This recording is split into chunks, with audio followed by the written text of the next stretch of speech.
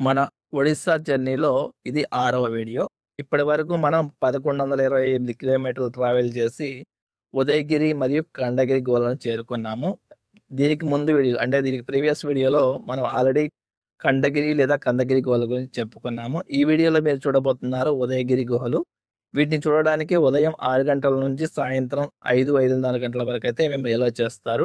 Ticket వచ్చేసి రూ. 25 అయితే ఉంటుంది. ఇక ఉదయగిరి, ఖండగిరి గుహలు ఒకదానికి ఒకటి ఆపోజిట్‌లో ఉంటాయి. మధ్యలో రోడ్డు ఉంటుంది. ఒకవైపు ఖండగిరి గుహలు ఉంటే, మరోవైపు ఉదయగిరి గుహలుంటాయి. ఈ రెండిట్లో మొదటగా మనం ఏం చూడాలంటే, ఉదయగిరి గుహలైతే ది బెస్ట్ అని చెప్తాను. ఎందుకంటే ఉదయగిరి గుహలలో చాలా రకాల గుహలుంటాయి. వీటినే ఇక్కడ గుంపలు అంటారు. ఉదాహరణకు హథీ గుంప, అంటే ఏనుగు గుంప, పులి గుంప ఇలా రకరకాలుగా ఉంటాయి. అసలు ఈ గుహలు